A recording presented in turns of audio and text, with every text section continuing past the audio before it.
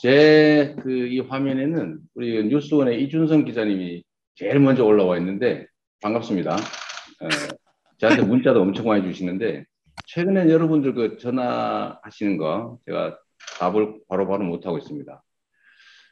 사실은 그 관련 기사 검색도 지금 못해가지고 세상이 어떻게 흘러가는지 며칠째 모르고 있어요. 앞으로는 콜백을 자주 잘 하도록 노력하겠습니다.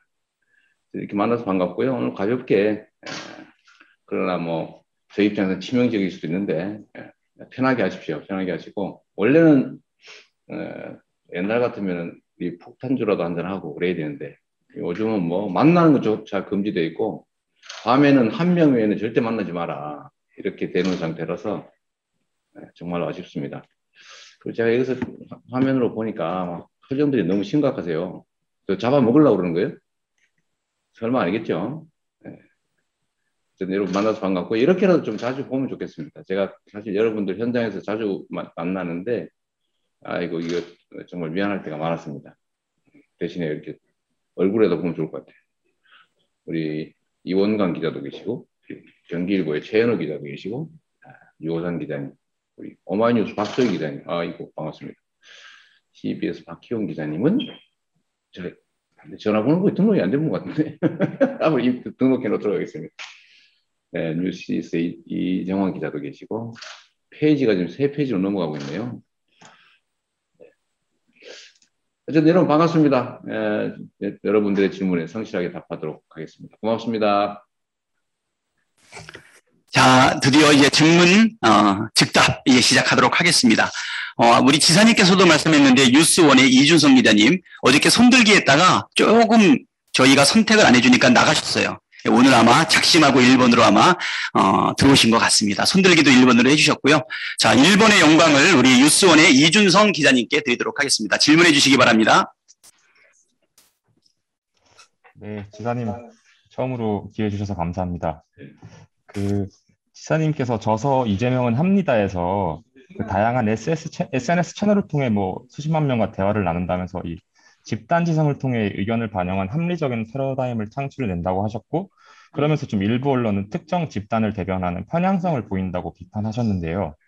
사실 이 자신이 마음에 드는 것만 골라서 볼 수 있는 SNS 특성을 고려하면 편향성이 더 높은 건 오히려 SNS가 아니냐는 지적도 가능할 것 같습니다. 어제 뭐 전국민 지원금을 과감히 날치기 통과해야 한다는 말처럼 지지자들의 속을 시원하게 긁어주는 사이다 발언이 지사님의 장점으로 꼽히기도 하지만 이 지지하지 않는 국민들에게는 좀 편향적으로 느껴질 수도 있고 대중의 편가르기를 유도할 수도 있다 생각합니다.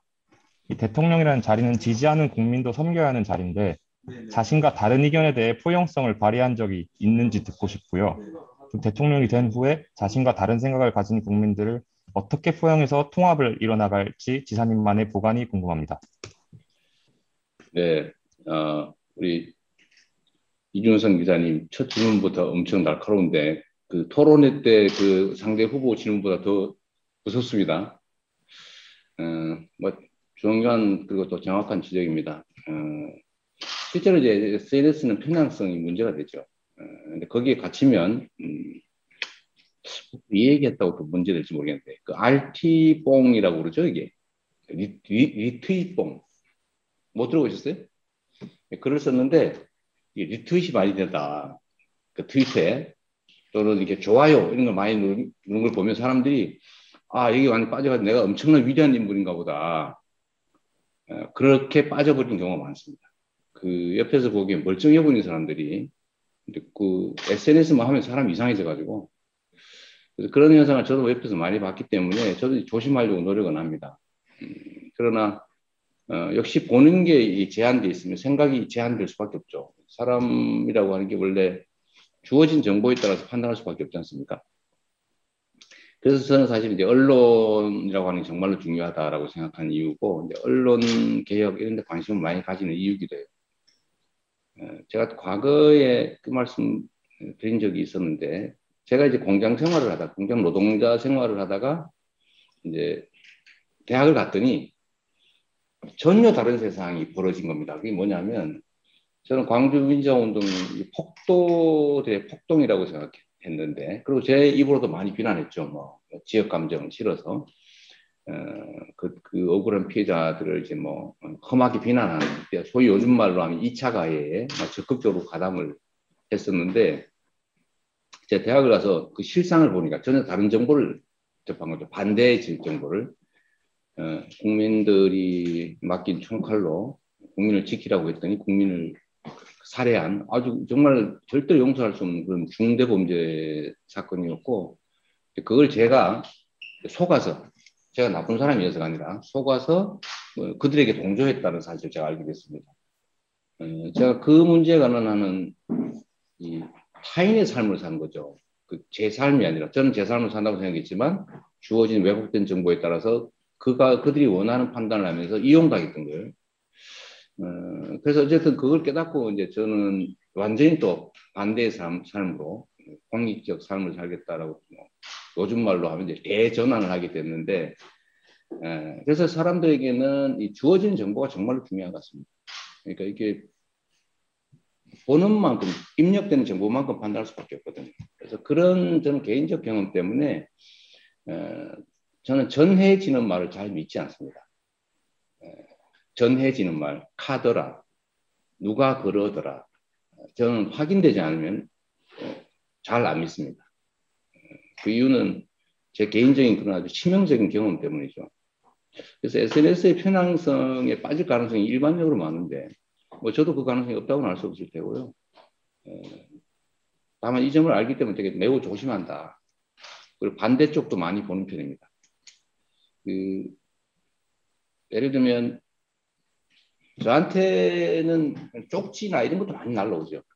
비난도 많이 쏟아집니다. 그리고 제가 정확하게 판을 못 읽으면 결국 제 손해이기 때문에 저의 반대하는 측 그 커뮤니티나 이런 데도 많이 들어가서 자꾸 읽어봅니다. 물론 이 기분은 나쁜데 모르고 당하는 것보다는 알고 당하는 게 낫죠. 포용성이라고 하는 정말로 중요한 가치가 맞죠. 이번에 제가 이것도 뭐 하나의 사례가 될 텐데, 제가 원래 기본소득을 전원을 상대로, 그냥 이념에 맞게, 기본소득의 핵심 이념은 보편성이거든요. 보편성인데 이 보편성을 지키려면 액수가 적을 수밖에 없어요. 초기에는 재원이 한정적이고 나중에 재원을 계속 늘려가야 되니까, 늘리면서 이제 액수를 늘려야 되니까 전원을 상대로 하면 초기에는 적을 수밖에 없죠. 물론 이게 서민들에게 적은 돈이 아닙니다. 1인당 50만 원, 뭐 상하반기 25만 원 정도, 가구당 100만 원 하면 4인 가구 치면 200만 원 주면 되잖아요, 1년에. 그 상당히 큰 돈이거든요. 그러나 어쨌든 제가 기획하는 목표치에 비하면 매우 적은 금액이죠. 10분의 1 정도에 불과할 테니까요. 근데 이거를 처음에 소액으로 시작해서 공평하게 고액으로 올려가는 게 제 기본적인 프로그램이었는데, 이번 이광재 후보께서 이제 토론 과정에서 그거 부분적으로 하는 걸 고려해야 될 거다, 전면적으로 하는 거는 문제될 거다라고 지적하셨지 않습니까? 그래서 제가 그 점을 또 제가 수용한 거죠. 수용해서 지금은 뭐 곧 저희가 정책 발표를 원래 오늘 이 시간에 하려고 그러다가 좀 정리도 할 겸 토론회가 늦어져가지고 약간 일요일로 미뤘어요. 그 내용은 나오겠지만 이제 복합적으로, 그러니까 우리 경기도하고 성남시가 했던 방식을 도입하려고 해요. 그거는 이광재 후보의 지적이 맞더라고요. 토론을 해보니까.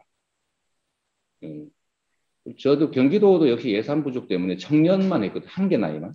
한 개 연령이 돼서 100만 원, 분기별로 25만 원씩 이렇게 지금 성남시부터 경기도를 하고 있는데, 중앙정부 예산은 저는 상당히 여력이 더 있을 거라고 생각했는데, 그 전원에게 주기에는 액수가 좀 그래도, 그래서 아까 말씀하신 것처럼 부분적으로 특정 지역, 농어민, 청년 또는 노인들, 노인 빈곤율이 너무 높지 않습니까? 이제 노인, 장애인, 또 농어촌, 뭐 이런 쪽을 부분적으로 한다면 확대해가는 방식이 좋겠다라고 생각해서 제가 그 부분을 지금 이번 토론 과정에서 좀 바꿨습니다. 또 한 가지는 이게 이제 혼선을 불러온 것 중에 하나인데, 그 안심소득 있지 않습니까? 전에는 제가 안심소득에 대해서 이건 도대체 말이 안 된다, 이게 일종의 반대, 기본소득만 맞다라고 했는데, 제가 이거를 이제 좀 다르게 보게 된 측면이 있습니다. 그게 뭐냐면 실제로 안심소득 또는 더 근본적으로 부의소득세, 그러니까 소득 계층을 나눠서 하위 절반은 받기만 하고 상위 절반은 내기만 하는 거죠. 높을수록 많이 내고 가난할수록 더 많이 받고. 이게 이론적으로는 아주 그럴듯한데 조세 저항 때문에 매우 어렵지 않습니까? 근데 만약에 조세 저항을 극복하고 해낼 수만 있다면 사실 소득 양극화 완화에는 부의소득세가 훨씬 효율적인 거 맞죠. 근데 문제는 실현 가능성이 없다는 측면에서 제가 반대를 했는데 이것도 역시 이번 논쟁 과정에서 보니까 지금 이제 부의소득세나 안심소득을 야당이 주장하지 않습니까? 그래서 사실은 우리 기본소득보다 훨씬 더 과격한 안이거든요, 그게. 왜냐면 부자는 세금을 더 내고 가난한 사람은 받기만 하니까 훨씬 효과적인 적이라는 거죠. 그래서 그것도 제가 생각을 바꾸게 된 것이 기본소득을 포기한다 이런 게 아니고 할 수가 있다면 야당이 주장하면 할 수만 있다면 그것도 나쁘지 않다. 이렇게 제가 생각을 바꿨는데 문제는 이제 이런 작은 뉘앙스들을 가지고 왜 바뀌었어?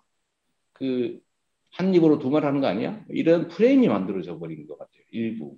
그러니까 이건 뭐 정치적 의도들이 개입되니까요. 정치에는 정치적 의도가 당연히 개입되지 않습니까? 그게 나쁘다는 뜻은 아니고. 어쨌든 그런 과정이 좀 있었는데 결론적으로 제 말씀을 좀 정리하면 하여튼 이런 것도 포용성이 하나 아니겠느냐. 그렇게 생각합니다. 그리고 요거 좀 빼먹었는데 정치인은 특히 공직자는 모두를 대표하는 게 맞죠. 근데 그거는 당선된 후 당선되기 전까지는 자기를 지지하는 진영을 대표하는 거죠. 그러나 당선되는 순간에 그때부터는 전부를 대표해야죠. 그래서 이게 상황에 따라서 좀 뭐라 그럴까요? 이 메시지나 입장이 다를 수밖에 없죠. 일부. 그러나 근본적으로 바뀔 건 아니고 결국은 자기 자신을 다 보이고 선택받는 거니까요. 국민들이 원하는 데서 나를 막 변신해가지고 선택을 받는 게 아니고 저를 다 보여드리고 국민이 선택하는 거니까 그 측면에서는 교원 영색할 일은 아니지만 후보일 경우 경쟁을 할 경우에는 상대 진영을 대표할 수는 없는 노릇이니까 그런 미세한 차이는 있는 것 같습니다. 예, 네. 지사님, 네. 어떻게 따라고 쪽지 왔습니다. 네. 제가 그 말씀 드리려고 했는데 이건 특허권 없나? 아니 우리 지사님 저는 이 지사님 심정 충분히 이해합니다. 왜냐하면 집단 TV 토론할 때 마음껏 답변할 수 있는 시간을 완전히 뺏어버리다 보니까 그래서 한 번은 봐드리겠습니다, 지사님. 네. 왜 그러냐면 많은 기자들이 우리 지사님한테 질문을 많이 하고 싶어 하거든요. 그래서 이제 두 번째부터는 한 1분이 넘어가면 경고 드리고 2분 또는 3분 내에 하실 수 있게끔 한번 유도해 보려고 하는데 가능할지 모르겠습니다. 2분 지나면 마이크 끄세요. 예. 자, 두 번째 질문은 네, 머니투데이의 이원강 기자 질문해 주시기 바랍니다. 그리고 다음은 경기일보의 최현호 기자가 준비해 주시기 바랍니다. 예, 이원강 기자 질문해 주세요. 네, 지사님 연일 방역에 고생 많으십니다. 잘 들리시죠? 네, 너무 반갑습니다. 네, 오늘은 그 지사님 대법원 선고 있었던 작년 7월 16일로부터 꼭 1년 되는 날입니다. 대법원 주저로서 부상도 하셨고 참 많은 일이 있었는데요. 지난 1년을 한번 자평해 주시고요. 이 기간 대권 주자로서 가장 기억에 남는 결정적 순간을 하나 꼽아주세요. 이 작년 이날이었군요. 제가 작년 이날에 또 시간도 비슷하네요. 여기서 그 대법원 선고를 보고 있었는데 유튜브로 정말 힘든 시간들이었습니다. 제 인생에 가장 힘들었던 순간, 주변에 누구한테 말도 못하고 어려웠던 시간이었는데 그게 벌써 1년 됐군요. 정말 폭풍처럼 지나간 것 같습니다. 또 정치적 지형도 정말로 많이 그 사이에 변화해 있었고요. 또 앞으로도 사실 변화는 많이 있겠죠. 가장 기억나는 순간, 지지율이 역전되는 날 아니었을까 싶은데요. 1분 안 넘었죠? 예, 더 하셔도 됩니다. 네. 네, 다 끝났나요? 아, 예. 예, 예, 감사드립니다. 예, 한참 기다렸습니다. 예, 예. 네. 자, 그러면 최은호 기자님, 예, 질문해 주시기 바랍니다. 네, 지사님 들리시나요? 아, 네, 잘 들립니다, 최 기자님. 네.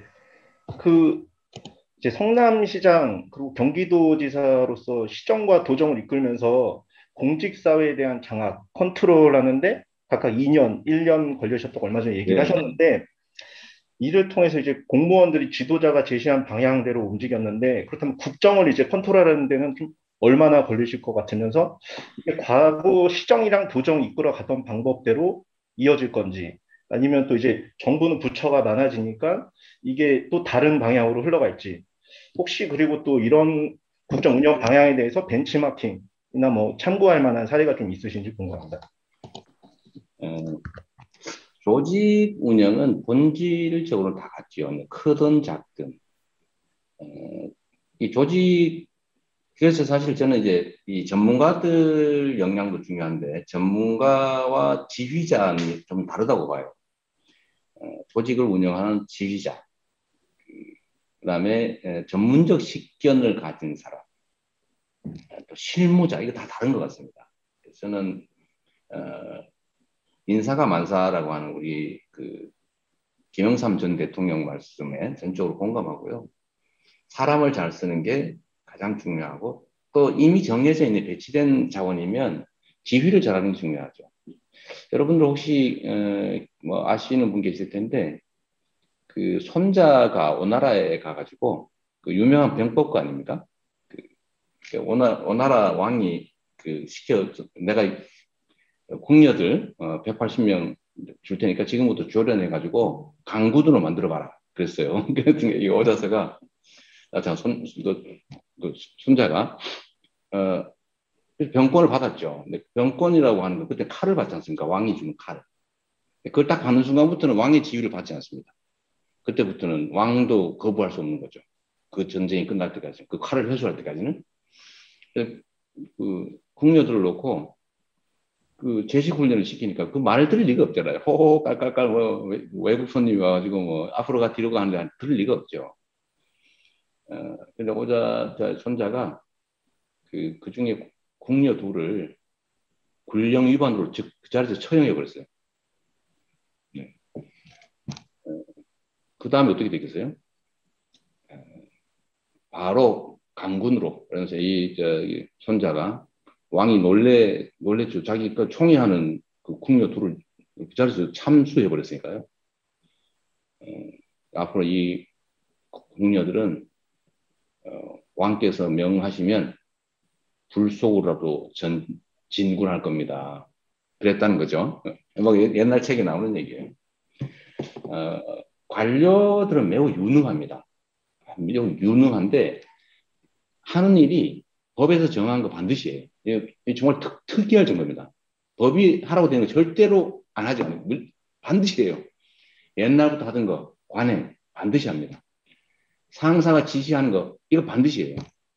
마지막 하는 게 있는데 이게 사실 제일 중요하지. 자기가 하고 싶은 걸 합니다. 자기가 하고 싶은 일을 하죠. 이거를 최소화하는 게 중요해요. 지휘를 정확하게 하면 됩니다. 예를 들어 좀 이거 어떻게 검토 한번 해보세요.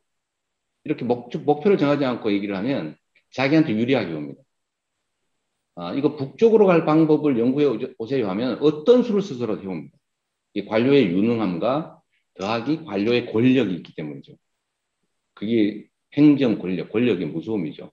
마음먹으면 웬만한 건 다 할 수 있다. 불법이거나 부당하거나 비윤리적인 거나 이런 게 아니면.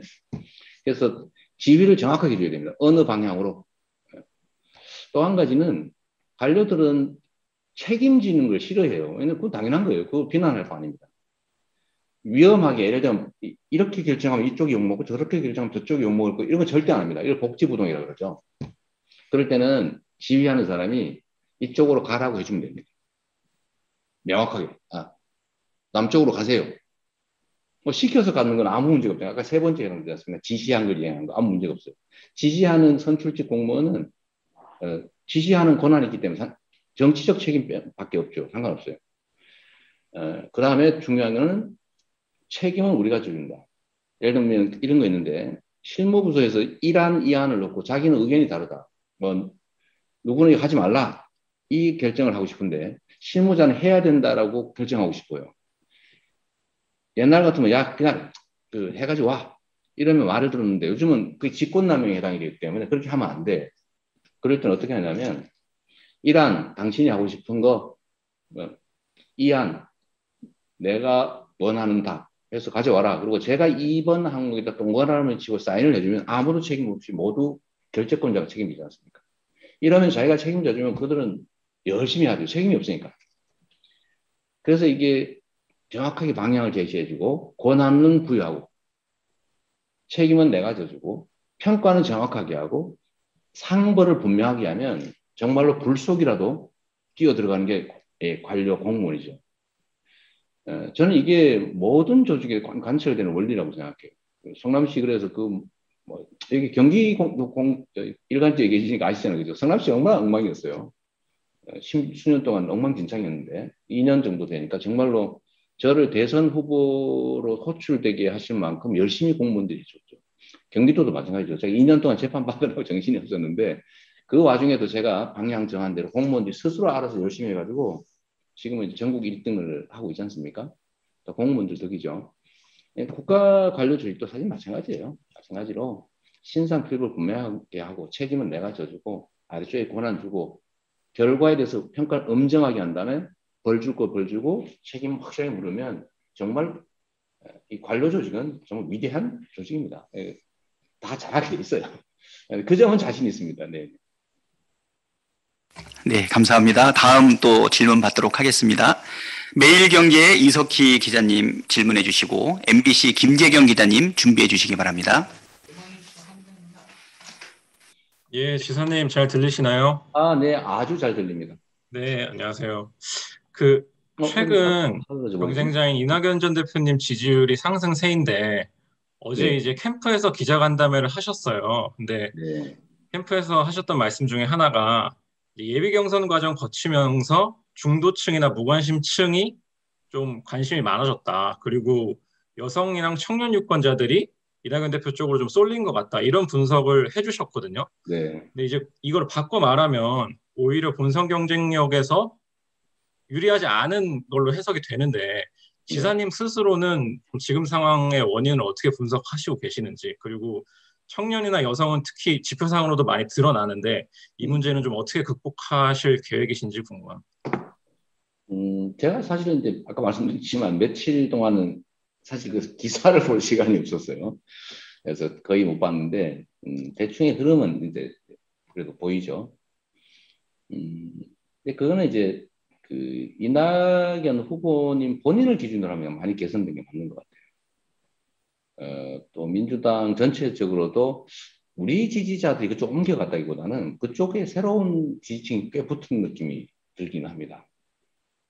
그 이낙연 후보님은 한때 40%의 지지를 받던 분이시잖아요. 그 엄청난 지지율을 가지고 있던 분인데 지금은 이제 많이 떨어지긴 했지만 그게 일부 그러니까 복원되는 거 아니냐 하는 생각이 좀 듭니다. 그야 뭐 국민들이 판단하실 일이고요. 근데 이런 건 이제 큰 강물이 흘러갈 때 파도 같은 거죠, 파도. 장관 올라오기도 하고 내려가기도 하는데 결국은 큰 흐름이 결정을 하는 거고 또 이런데 너무 일희일비하면 그 사람이 좀 이상해질 수가 있기 때문에 저는 사실 이제 일시적 흐름으로 보는 거죠. 그러니까 뭐라 그럴까 이렇게 어쨌든 좀 이렇게 파도 같은 걸로 이렇게 봅니다. 이 5년 전이죠. 5년 다 돼가네. 저는 그 대선 경선에 나왔을 때 사실 제가 똑같은 걸 겪어가지고요. 어느 날 갑자기 지지율 2% 3% 하다가 갑자기 18% 갤럽 기준으로 막 올라가고 문재인 대통령님하고 차이가 뭐 3, 4%밖에 안 나고 이러니까 갑자기 제가 가슴이 벌렁벌렁해지면서 야 이거 한번 제껴봐야 되겠다. 이거 혹시 뭐 내가 될 수도 있는 거 아니야? 이런 생각을 해가지고 오버하다가 제가 그때 아주 안 좋은 상황이 됐죠. 근데 지지율 떨어지는 것도 정말로 그 순간이더라고요. 이걸 국민들께서 이렇게 보고 이재명 저 친구가 좀 딴 마음을 먹는 것 같구나. 이거 혼 좀 나야 되겠네. 안 되겠네 하는 그런 마음을 먹는 순간에 제가 쭉 떨어지더라고요. 안 떨어지려고 제가 더 열심히 노력하니까 더 떨어지더라고요. 근데 지금 보니까 그게 좀 보이는데 그때는 사실 안 보였어요.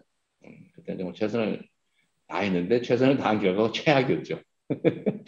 지금은 전 지지율 뭐 이 부분은 그렇게 깊이 이렇게 신경 안 쓰려고 하고 또 신경 쓴다고 잘 될 리도 없고요.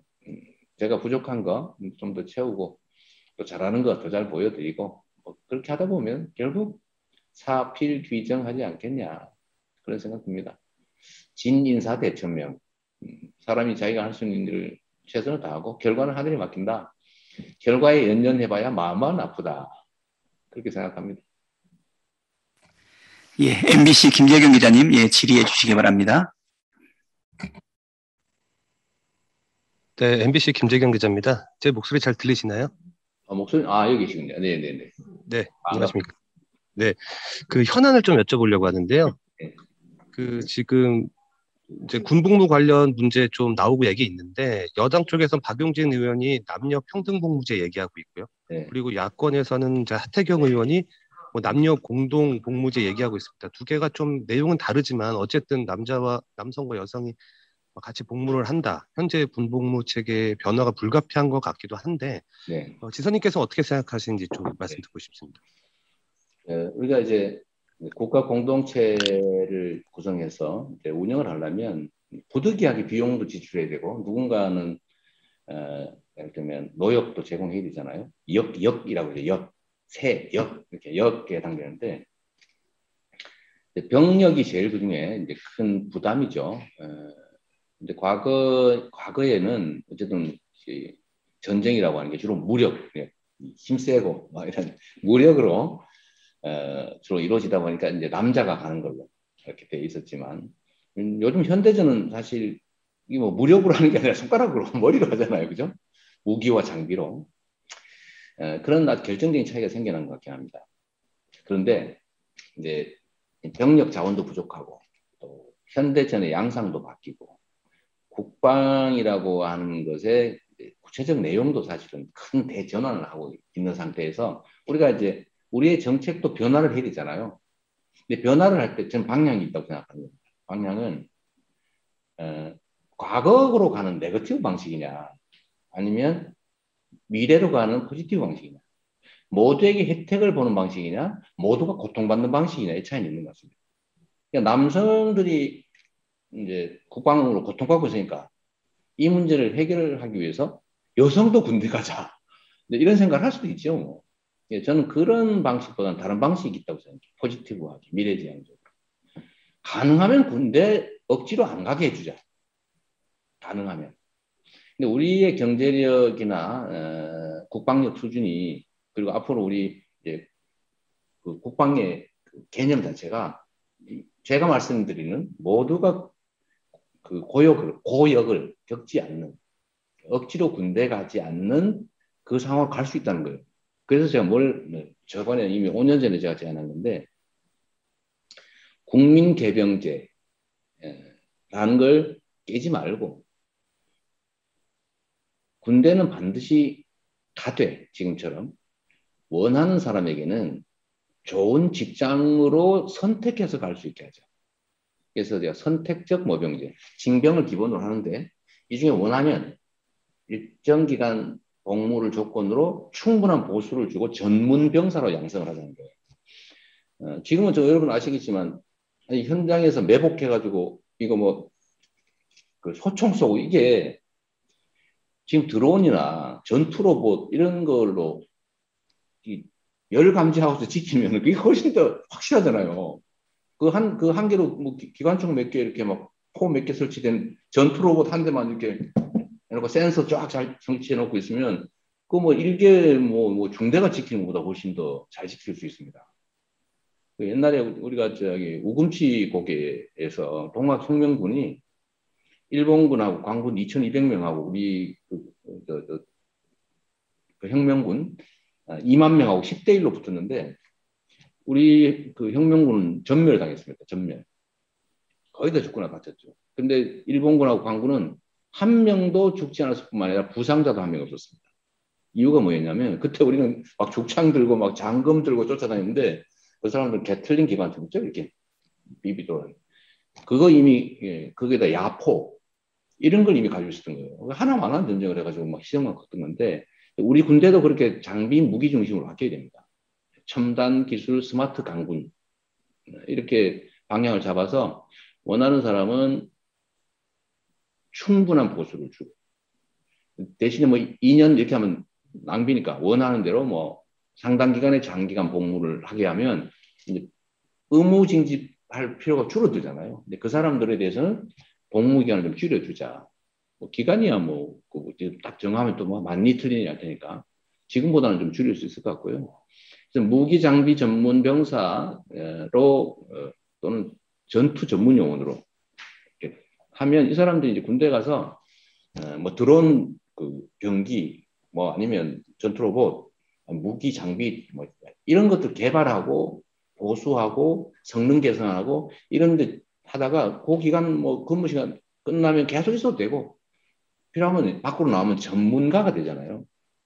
전문가. 그래서 그렇게 해서 한 10만 정도의 모병을 하자. 선택적으로. 군대 갈 사람은 선택해서 갈 수도 있게. 대신 그렇게 하면 의무복무는 안 하고 싫으면은 그냥 의무복무 하는 걸로 대신 기간 좀 줄여주자. 그래서 모두가 행복한 길 가면 좋겠고요. 지금 그냥 모병제를 할 경우 어떤 문제가 생기냐면 이게 정말로 중요한 문제인데 단순히 모병으로 대전환을 해버리면 부자는 군대 안 갑니다. 가난한 사람만 가게 되죠. 그래서 이렇게 이거는 정말로 안 됩니다. 이거는 돈 많고 부자 뭐 힘 있고 이런 사람도 아예 안 가버리겠죠. 그래서 집안 가난한 사람만 군대 간다. 이러면 군대가 어떻게 돼 있어요? 그건 절대로 안 됩니다. 그래서 전면 모병제 안 된다.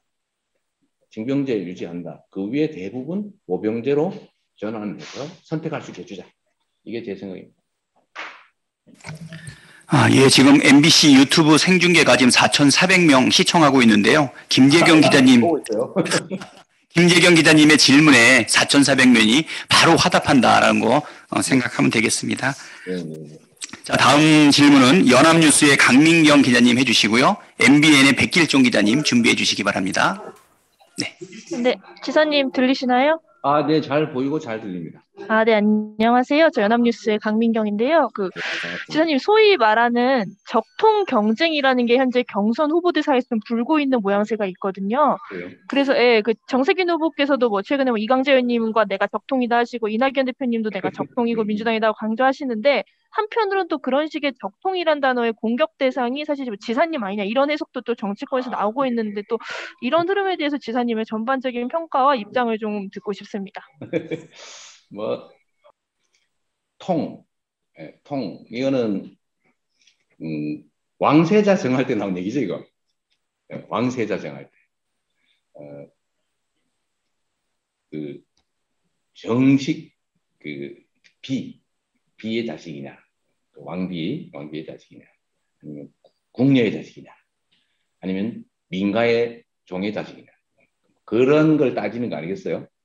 근데 그게 이제 현대에 와서는 좀 다른 의미로 쓰이긴 한데 그 얘기 적통 논쟁을 보면 좀 서글프죠.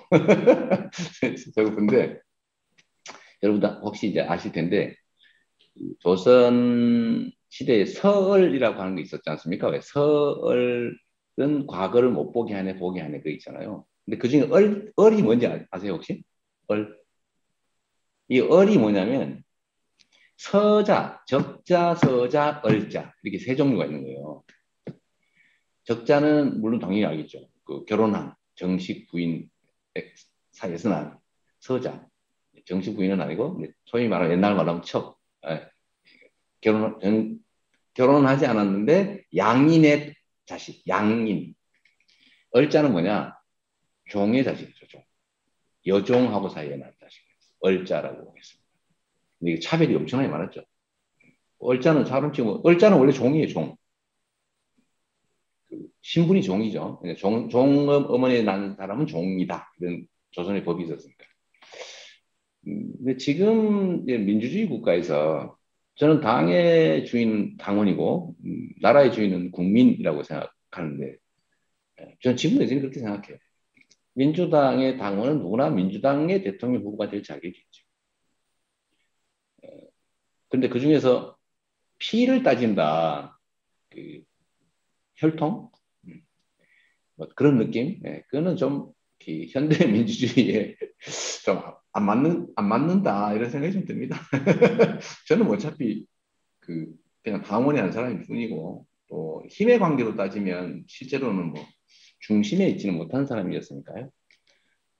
그냥 가능하면 국민주권주의, 당원 중심 정당 이 취지에서 벗어나는 말씀들은 좀 안 하면 좋겠다 그런 생각이 듭니다. 네, 우리 강 기자님. 예, 백 기자님 질문해 주시기 바랍니다. 네, 안녕하세요, 지사님. 잘 들리시나요? 네, 우리 백길종 기자님. 네, 반갑습니다.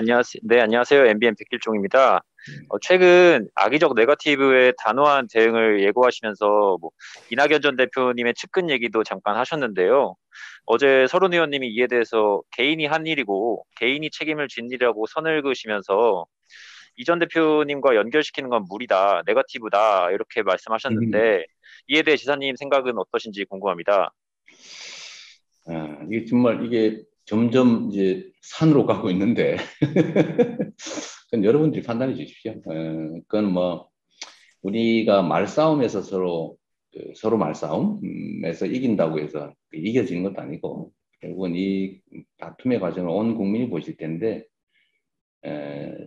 국민들께서 다 합리적으로 판단하실 겁니다. 근데 제가 이 말씀을 하나 드리고 싶은데요.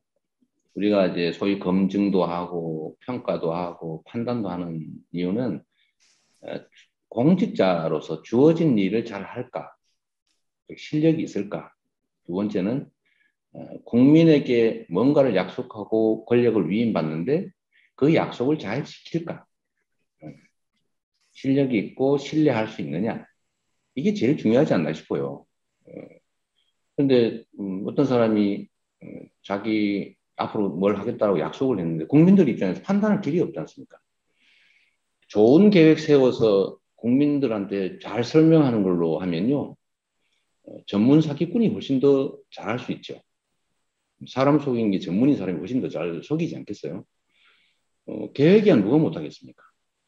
좋은 정책, 그거 전문가들 모셔다가 며칠 동안 뺏기면 정말 보기 우아한 게 나와요. 그래서 제가 정치는 아이디어 경쟁 장소가 아니다. 아이디어는 막 기발한, 남들이 생각 못한 거 생각내 같은 이런 게 정치가 아니죠. 정치는 여러 가지 있는 복잡한 정책 중에서 고르는 거예요. 연구해서 개발하는 게 아니고.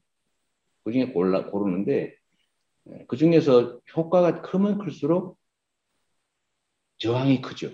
효과가 크다는 건 많은 사람이 혜택 본다는 뜻이고 그건 옛날에 소수가 많이 혜택 보던 거를 조정했다는 뜻이기 때문에 이게 기득권자 입장에서는 피해잖아요. 이게 저항이 심할 수밖에 없습니다. 저항과 반발 강도가 셀수록 효율적인 정책인데 이거를 채택하는 게 용기죠. 표 떨어지는 거 각오해야 되고 그다음에 저항 반발 각오해야 되고 공격당할 거 반격할 거 아닙니까? 그 각오해서 하는 용기가 필요하고 일단 선택한 다음에는 이게 저항하지 않겠어요. 뭐 저항 방법은 여러 가지죠. 뭐 누구 시켜서 뒤에서 몰래 음해하는 것도 있겠고 뭐 심하면 뭐 테러를 할 수도 있고 뭐 여론을 나쁘게 해서 표를 떨어뜨려서 아주 권력을 박탈할 수도 있고 뭐 여러 가지가 있을 텐데 이런 것조차도 이겨내고 밀어붙여서 결정했으니까요. 아까 말씀드린 관료들의 그 힘과 부여된 권한을 통해서 결과를 만들어내는 게 중요하죠. 그래야 세상이 조금씩 바뀌잖아요. 근데 모두가 또 이렇게 하겠다고 약속합니다. 근데 어떻게 믿습니까? 결국은 그가 살아온 과거를 봐야 되는 거죠. 그 과거 중에서도 공직자로서의 살아온 과거를 봐야 됩니다. 저한테 어떤 자리를 맡겨주시면 내가 이거 하겠습니다 했는데 알고 보니까 한 개도 안 했어요. 예를 들면 다 거짓말이었거나 아니면 안 지켰거나 약속을 위반했거나 거짓말을 했거나 이런 분들이 공직하면 되겠습니까? 그건 국민들이 판단하시겠죠. 그래서 신뢰라고 하는 게 중요하고 또 삶을 바꾸는 데는 실력이라고 하는 게 있어야 되는데 실력 역시도 복이 그럴듯하다고 외관이 그럴듯하다고 경력이 그럴듯하다고 좋은 결과를 보장합니까? 저는 아니라고 생각해요. 그거보다는 비록 호미를 들고 농사를 지었을지라도 또는 쟁기를 들고 농사를 지었을지라도 성과가 있어야죠. 아니 큰 밭 맡았는데 폼은 나는데 트랙터 가지고 왔다 갔다 하긴 했는데 결과물이 없다. 그건 또 모성으로 쓰기엔 부적당하다. 정리해서 제가 말씀드리면 공직자를 선출할 때는 두 가지 측면이 있는 것 같습니다. 하나는 지도자를 뽑는다 이런 생각이 하나 있는 것 같아요. 지도자. 제가 지도자란 말 정말 싫어하거든요. 또 한 가지 일꾼을 뽑는다. 대신 일할 일꾼을 뽑는다. 이 두 가지가 약간 좀 달라요. 저는 일꾼을 뽑는다는 데 더 중점을 두죠. 우리의 삶이 얼마나 힘듭니까? 그래서 권한을 맡기잖아요. 우리의 모든 운명을, 국가의 운명을, 개인의 삶을 통째로 맡기는데 실력을 중심으로 판단해야죠. 실력이 없는데 멋있기는 하다. 무슨 좀 없어도 실력이 있다. 누구를 뽑을까? 결국 이 판단의 차이가 아닐까 싶습니다. 네, 감사합니다. 예, 박 기자님, 네, 질문해 주세요.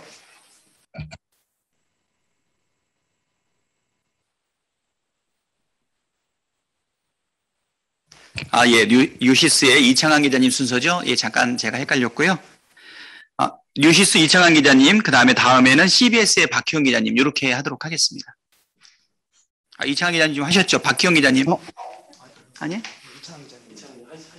예, 제가 좀 헷갈렸나 봅니다. 네. 박희영 기자님이 제일 먼저 누르신 모양인데, 화나신 것 같은데? 아니, 예, 박희영 기자님 지난 시간에 하셔가지고 사실 조금 뒤로 좀 빼놨었습니다. 좀 양해해 주시기 바랍니다. 예, 이창환 기자님 하시고 그리고 박희영 기자님 다음에 하시는 걸로 그렇게 하겠습니다. 네. 들리시나요? 네, 잘 들립니다. 네. 지사님께서는 그 경선 과정에서 전략적 그 인내를 고수해 오셨는데 최근 라디오에서 이재명 다음에 상실에 대한 지적이 많이 있었다. 네. 전략이 실패했다 이렇게 말씀을 하셨어요. 네. 근데 좀 전에 이낙연 전 대표 측에 대한 열린 캠프 유감 논평도 내셨는데 앞으로 그 원팀을 강조하시면서 과연 이재명 다음으로 어디까지 보여주실 건지 궁금합니다.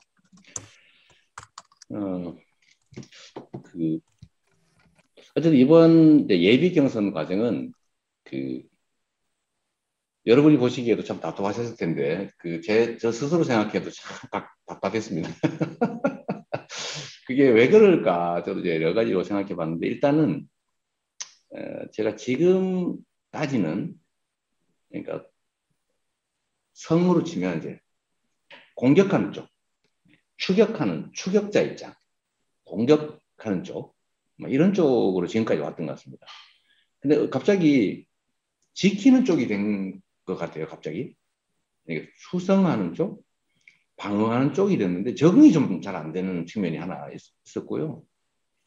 두 번째는 이제 소위 저는 우리가 말하는 원팀 정말 중요한 가치다. 그리고 내부적으로 분열이 심화되거나 아니면 상처를 입거나 이러면은 나중에 원팀으로 진짜 본선할 때 문제가 생기지 않습니까? 그 생각을 제가 좀 많이 해서 웬만한 건 참아주자. 웬만한 건 내가 손해보자. 이렇게 생각을 했어요, 실제로. 우리 내부에서도 그런 얘기도 있었고. 물론 반론도 있었습니다. 그러면 안 된다, 이거죠. 국민이 이재명을 지지하는 이유가 이재명이기 때문에 지지하는데 이재명을 잃어버리면 어떡하냐. 이런 양론이 있는 중에 그래도 우리가 손해보자. 이런 결론을 사실 내고 임했던 거예요. 근데 일단은 저의 부족함도 많고, 발언하는 태도나 마인드 이런 게 초기에는 많이 이제 부족했던 거죠. 그것도 변명은 아니고, 제가 원래 공격수잖아요, 공격수. 공격수인데, 이거 공격수인데 반격도 하면 안 된다고 스스로 마음을 먹고 있으니까, 흉내를 내자면, 탁 때려야 되는데, 이렇게 탁 때려야 되는데, 때리려다, 더 때리면 안 되는 거죠. 이렇게. 뭐, 부들부들, 막 이렇게 되는 것 같아요. 그러니까 이게 그 일종의 좀 심리적인 좀 뭐라 그럴까요? 불안 상태? 공격도 아니고 방어도 아니고. 마음은 공격하고 싶은데 억지로 참고. 이러다 보니까 이게 조금 이상하게 보였던 것 같고, 마지막 토론부터는 제가 마음을 좀 약간 바꿨어요. 그래서 그것도 아마 제가 보니까 느끼신 분이 계시긴 하더라고요. 지금도 사실 되게 위태위태하죠. 그러니까 아무래도 뭐 추격하는 입장에서는 공격하고 싶고, 저도 뭐 그때 문재인 대통령님하고 경쟁할 때 끝도 없이 차이가 나지만 자꾸 그런 막 공격 본능이 자꾸 생기더라고요. 제가 똑같은 질문을 막 제 기억으로는 7번인가 한 것 같은데 똑같은 자꾸 물어봤잖아요. 토론할 때마다. 얼마나 화났겠어요. 그래서 지금은 이해해요. 저는 그러니까 저도 그랬으니까. 그러니까 일종의 업보일 수도 있고 경험일 수도 있는데 그래도 제가 좀 많이 견뎌줄 필요는 있다는 생각하고요. 근데 그럴 대신에 도를 넘어서는 부분에 있어서는 그걸 제지 또는 제어하지 않으면 통째로 깨질 수도 있겠다. 그런 생각이 들었습니다. 제가 제 개인이 아니라 저를 지지하는 또 많은 지지자분들, 민주당원들, 국민들이 계시잖아요. 근데 그다음에 선을 넘어서 막 너무 그러면 우리 지지자들이 혹시 후보가 저쪽이 되더라도 그쪽을 안 해버릴 가능성이 또 있지 않습니까? 이제 그런 상황을 막아야 되기 때문에 선은 좀 지키자. 이제 선을 권투하기로 했는데 발로 차면은 우리도 발로 차는 건 방어를 세게 해야 되겠다. 그런 정도고요. 그렇다고 제가 일부러 먼저 나서서 일부러 공격을 심하게 하거나 그러지는 않을 겁니다. 그래도 지금까지는 아무리 험한 네거티브를 넘어서 거의 마타도에 가까운 뭐 그런 경우에도 제가 이제 반격하지 않았는데 그러면 안 되겠다는 생각이 들었습니다. 그 사실을 비튼 좀 이런 부분들에 대해서는 좀 지적을 해야 되겠다. 그래서 제가 한 2, 3일 사이에 그 영남 역차별 발언. 저 영남이 역차별을 받는데 누구한테 역차별을 받았나? 당신들이 지지했던 군사정권, 보수 야권으로부터 당신들이 수도권 집중에 따른 피해를 보지 않냐. 도와줬다 결국 그들에게 역차별을 받지 않았냐라는 얘기인데 민주당 정권에서 당신들이 역차별을 받았다 이렇게 얘기한 게 아니거든요. 근데 마치 그런 것처럼 얘기하시는 거나. 근데 그거는 제 표현상에 혹시 부족함을 지적하는 건 이해하겠는데 그 내용을 다 볼 이유로 뒤집어가지고 제 본 뜻이 아닌 걸 알면서도 그렇게 얘기하는 거는 이거는 너무 심하다. 그래서 제가 그 지적을 했던 겁니다. 뭐 이런 정도 하겠죠. 네. 예, 박형 기자님 아까 손 3번째 들었는데 9번째 질문하게 되었습니다. 예, 질문해 주세요. 제 목소리 들리시나요? 네, 약간 울리긴 하는데. 예. 제 목소리 잘 들리시죠? 예. 네네. 예, 저 항상 화나 있는 걸로 유명한 CBS 박효원입니다. 네네네. 아, 그러세요? 무섭네요. 예, 네거티브 공방전이 가열된다는 비판이 조금 나오고 있는 것 같습니다. 네. 이게 지사님이 생각하실 때에는 본선 예방주사 성격이 더 크다고 보시는지 아니면 팀킬 성격이 더 크다고 보시는지 궁금하고요. 두 번째로 아까 답변하실 때 당선되기 전에는 진영을 대변한다고 하셨어요. 근데 제 생각으로는 이제 대선은 당대표를 뽑는 전당대회하고는 달리 좀 다른 것 같습니다. 그래서 유권자들은 당선된 뒤에 후보님이, 지사님이 어떤 대통령이 될지를 예상하고 그 기대치를 좀 뽑는 것 같아요. 그래서 당선 전에 지지자를 대변하시다가 당선된 뒤엔 어떻게 지사님을 지지하지 않은 국민들도 대표하실 수 있을지, 예를 들면 야권 인사도 국무총리로 지명하실 수 있을지 뭐 이런 거 여쭙고 싶습니다. 네. 첫 번째로 팀킬이냐 백신이냐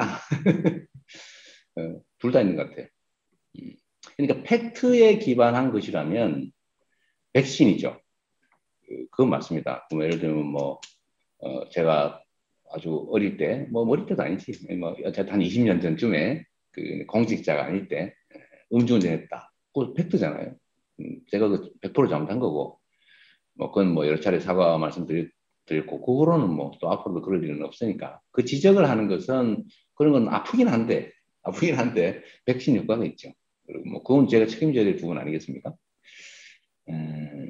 그런데 이제 팀킬적 요소도 있을 수 있죠.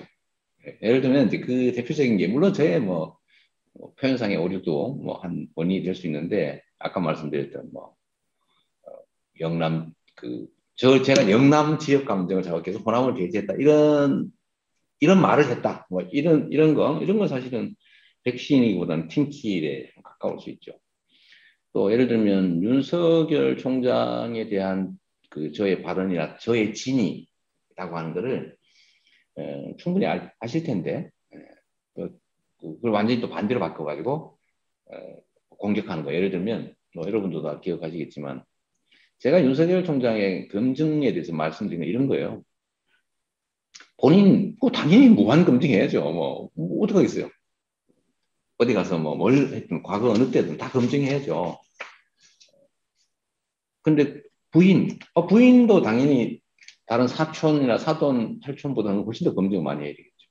가족이나 본인은 무한 검증 대상이 됩니다. 그러나 결혼하기 전에 세상 사람들의 삶과 관련이 없는 무슨 직업이 뭐니 아니면 사생활이 뭐 어떤 이니 이거는 정말 당사자 간의 문제일 수 있고 그거는 이 공무 수행도 관계도 없고 결혼하기 전에 그때 남이잖아요. 그럼 뭐 그런 사람은 결혼하지 말라는 거예요.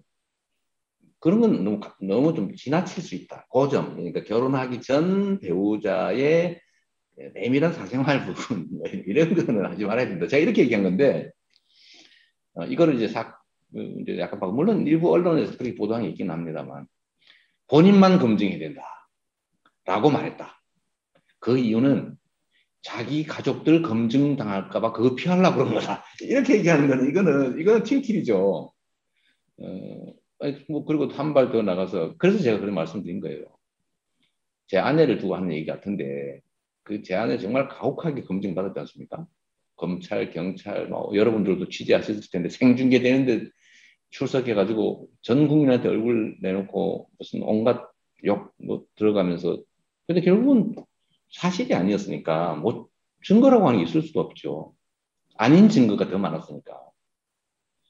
근데 그런 거는 그게 검증이었잖아요. 근데 그거를 제가 숨기기 위해서 그 외에 제가 뭐 저한테 제 가족들한테 문제될 만한 게 뭐가 있는지 모르겠는데 그래서 너무 가혹하다 지나치다 그래서 본인도 한번 돌아보세요 한 거예요. 근데 이 정도는 안 할 수가 없죠. 근데 그 이상을 제가 넘어가고 싶지는 않았어요. 네. 협력할 수 있느냐 이 문제는 이게 제일 중요한 과제인데요. 제가 10년 좀 넘게 공직도 해보고 또 뭐 어쨌든 저는 뭐 경영이나 심리, 조직, 뭐 전술, 뭐 병법, 뭐 사실 역사 뭐 이런 거 사실 많이 봐요. 많이 보고 그래야 배워야 되잖아요. 제가 이 과정에서 겪은 참 낸 결론은 사람을 잘 써야 된다. 유능한 사람을 써야 된다. 그리고 유능한 사람은 가능하면 우리 진영 안에 있는 사람을 쓰는 게 좋은데 같은 조건이면 우리 가까운 쪽을 쓰는 게 맞죠. 우리 쪽 아니면 중간에 있는 쪽 아니면 저쪽 반대쪽에 있는 그런데 능력이나 이런 게 우리보다 저쪽이 더 낫다. 그럼 저는 저쪽을 쓸 거예요. 저는 언제나 성과로 저를 증명해 왔기 때문에 최종적으로 결과적으로 성과를 못 내면 뭘 해도 비난받을 수밖에 없습니다. 무조건 결론은 성과예요. 우리 국민들 입장에서는 머슴을 뽑아놓은 거기 때문에 일꾼을 뽑은 거지 뭐 사랑하는 남편 뽑아놓거나 아내 뽑는 게 아니잖아요. 결국은 남이에요, 남. 남인데 내 일을 대신해 주는 거예요. 결과는 내 삶이 좋아졌냐, 내 주머니가 조금이라도 불룩해졌냐, 내 삶이 좀 더 덜 고통스러워졌느냐, 내가 좀 더 나은 삶을 살게 됐느냐. 이런 성과가 있으면 다 인정돼요. 그래서 경제가 좋아지면 재집권 가능성이 높은 건 똑같습니다. 뭘 해도 그냥 경제가 좋아지면 뭐 좋은 거죠. 근데 아무리 잘해도 경제가 나빠졌다. 용서할 수 없어요.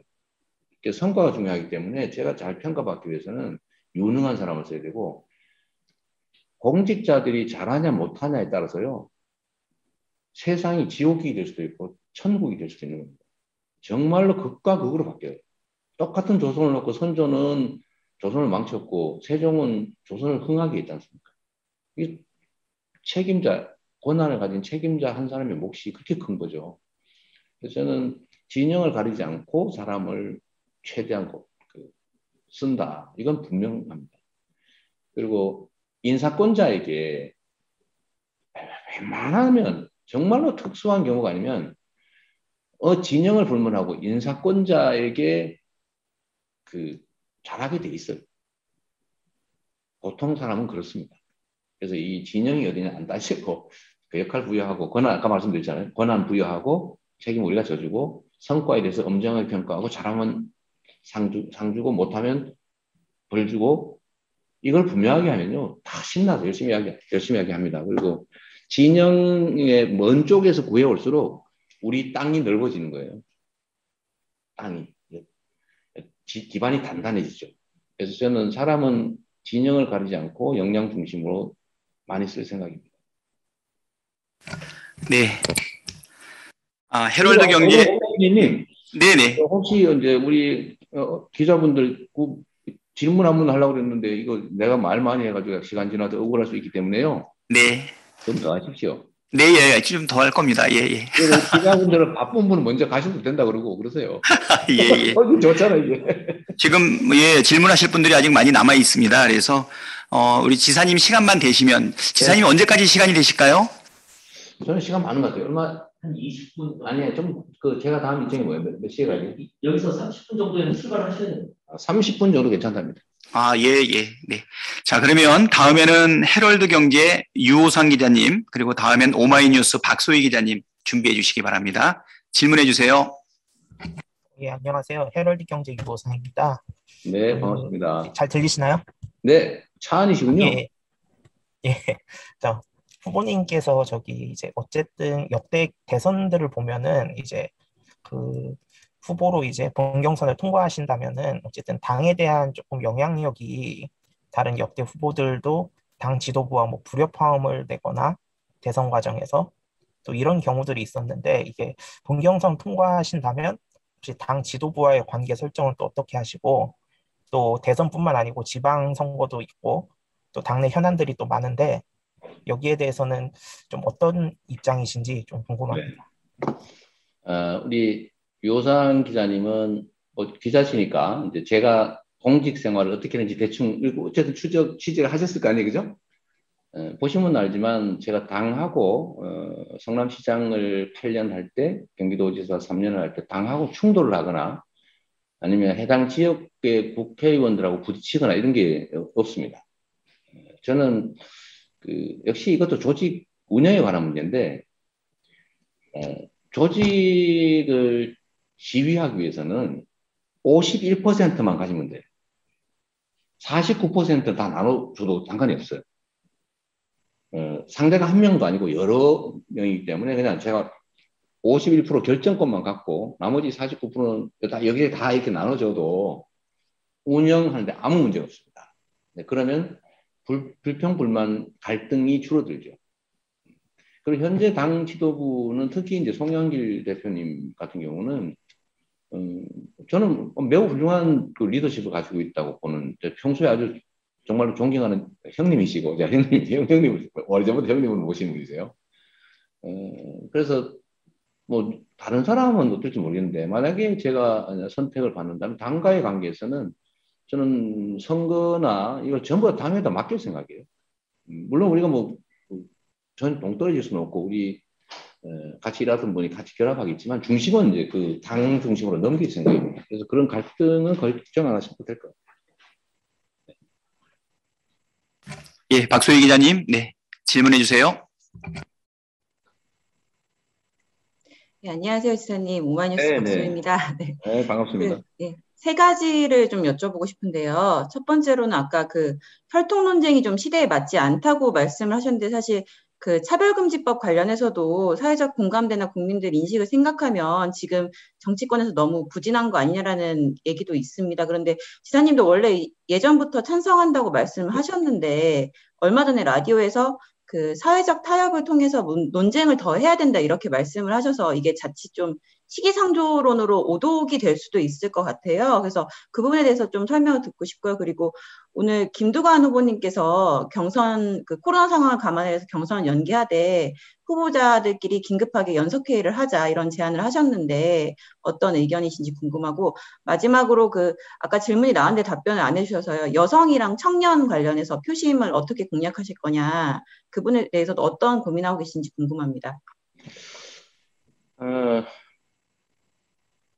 차별금지법에 대한 제 입장은 말씀드리는 됩니다. 이게 제가 전에 대선 경선 때도 이미 말씀드린 거고, 차별금지법은 제정하는 게 맞다.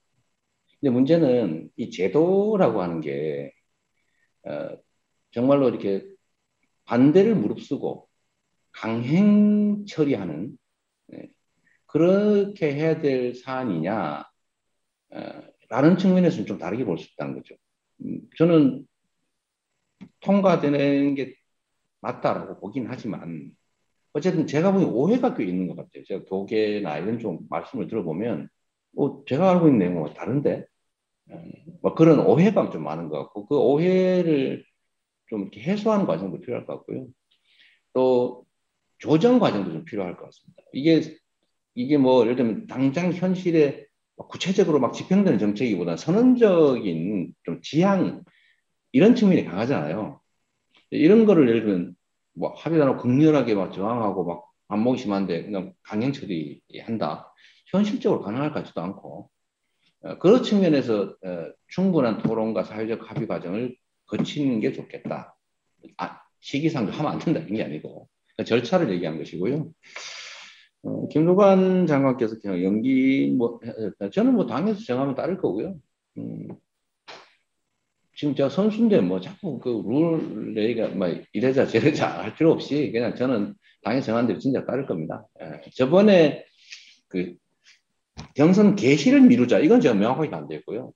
근데 이미 경선은 개시됐는데 상황이 좀 이렇다. 제가 방역 책임자이기 때문에 저는 당에서 정하는 대로 그 방역 상황 고려해서 이 절차 자체를 미루는 거 이런 정도에 제가 뭐 반대를 굳이 할 이유가 없죠. 세 번째, 여성 청년 문제 워낙 복잡한데 여성에 대한 차별 문제는 그 사회 전체적으로 심각한 상황이에요. 예전에 뭐 제가 뭐 크게 개선된 것도 없는 것 같고. 근데 문제는 이게 사회 문제 전체가 균일하지는 않잖아요. 똑같지는 않다는 거죠, 모든 영역마다. 예를 들면 지금 성할당제, 성비할당제 이거를 보통 우리는 여성이 워낙 그동안 차별받아왔기 때문에 뭐 성할당제 그러면 여성을 보호하기 위한 거구나 이렇게 받아들였던 거예요. 그것도 예를 들면 정부 부처도 여성가족부 이런 게 있는 거죠. 여성 차별이 워낙 심하니까. 그렇다고 그게 뭐 근본적으로 엄청나게 개선돼서 필요 없다 이렇게 생각할 일은 아니고 폐지하자는 건 옳지 않은 얘기 같고요. 다만 이런 건 있죠. 특정 분야의 특정 연령대에서는 다르게 받아들일 수 있는 상황이다.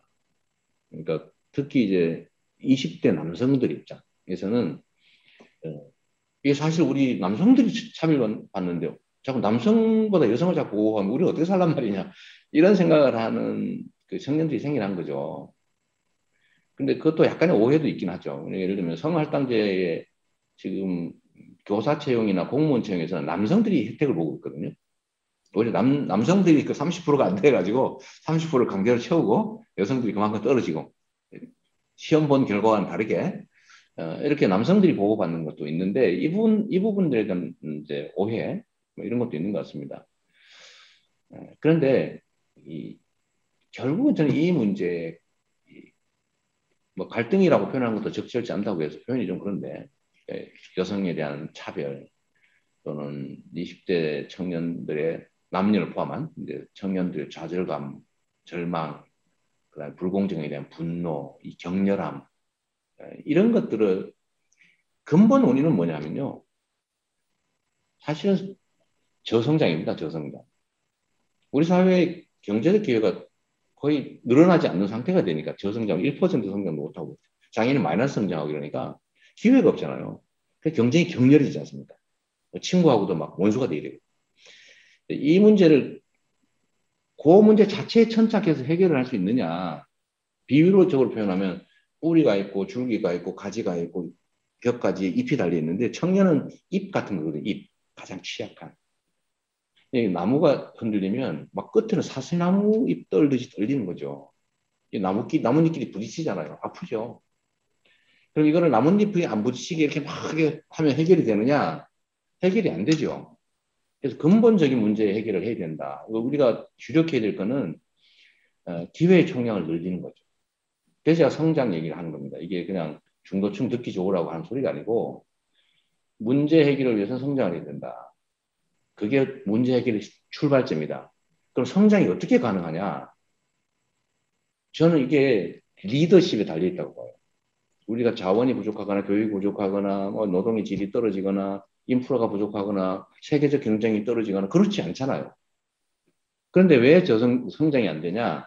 첫째로 불평등과 불공정 때문이죠. 자원이 한쪽에 쏠려가지고 제대로 못 쓰이잖아요. 필요한 사람은 기회가 없고 어떤 사람은 너무 많이 가져서 기회를 쓸 일이 없어서 방치돼 있고 이러니까 사회적인 전체 효용이 떨어지잖아요. 효율이 떨어지잖아요. 그래서 불공정한 사회를 공정하게 만드는 것, 격차를 줄여나가는 거 매우 어렵죠. 대기업들이 중소기업 그 갚지 못하게 하는 거, 뭐 정규직과 비정규직이 막 싸우는 현상, 이런 온갖 영역에 온갖 불공정 문제를 완화하는데 이거는 방법은 있는데 저항이 두려워서 못하는 겁니다. 그러면 이거를 할 수 있는 건 누가 할 수 있냐? 용기가 있어야죠. 그리고 공격당하더라도 관철해낼 추진력이 있어야죠. 이 공정성 확보를 통해서 어떤 성장을 어느 정도 확보할 수는 있다. 두 번째는 이것도 역시 리더십에 관한 문제인데 지금 기후위기라든지 뭐 디지털 전환, 뭐 팬데믹, 이거 전 세계가 온통으로 본질적으로 질적으로 바뀌고 있는데 우리의 대응 방식은 역시 아날로그적이에요. 옛날 거 확장판만 잡고 해요. 기재부 자꾸 뭐라 그러는 이유가 똑같은 걸 자꾸 양만 늘리고 있어요. 질적으로 바뀌는데 세상이. 투자에 돈을 집중할 때가 아니고 수요에 집중할 때인데 자꾸 투자에 집중을 해요. 그러니까 이게 전환을 못하는 거죠. 그래서 에너지든 지금 재생에너지 전 세계에서 앞으로는 재생에너지 안 쓴 제품은 아예 구매하지 않겠다. 이런 회사가 어제는 보니까 350개가 넘었다는데 계속 늘어난다는데 삼성전자는 국내에서 생산되는 재생에너지를 전부 합쳐도 삼성전자 한 개를 감당을 못합니다. 그러면 삼성전자는 재생에너지로 100% 생산하는 게 아니기 때문에 수출에 제한을 당하게 돼요. 국제 경쟁력이 엄청나게 떨어질 수 있습니다. 어떻게 바꿔야 돼요? 재생에너지를 드라이브 걸어야죠.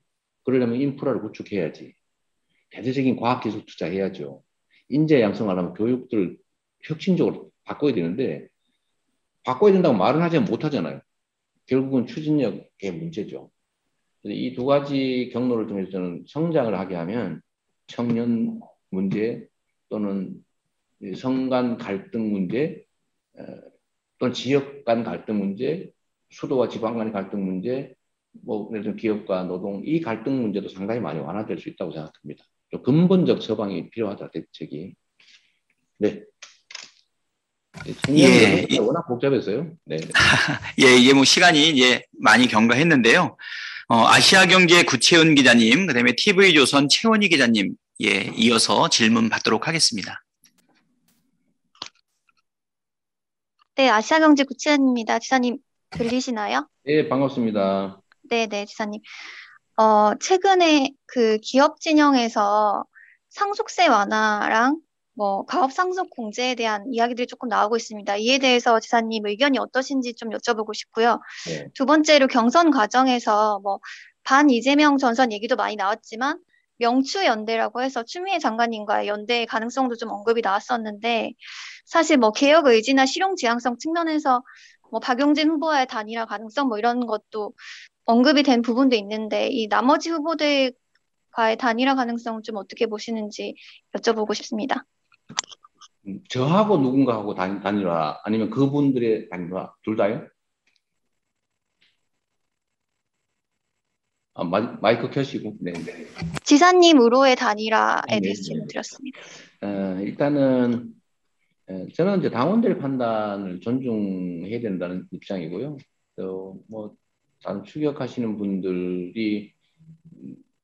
어쨌든 뭐 단일화나 뭐 전략적 연대를 하는 것은 제가 뭐 말씀드릴 사안은 아닌 것 같고 뭐 충분히 그럴 수 있다고 생각합니다. 제가 단일화를 저는 아직 생각은 안 해봤고 자꾸 물어보니까 생각은 하게 되는데 아직 뭐 그런 걸 해야 되겠다 이런 생각은 들지 않고 있습니다. 가업 상속 공제 문제는 이제 아무래도 기업 아시아 경제지에 계시니까 관심이 있으시군요. 저희 어머니가 구시입니다. 구채은 씨. 혈족 관계에서 미안하고요. 우리 어머니 원래 구시를 너무 좋아해서 제가 안 드린 말씀이었고요. 가업 상속 공제는 이미 상당 정도 하고 있지 않습니까?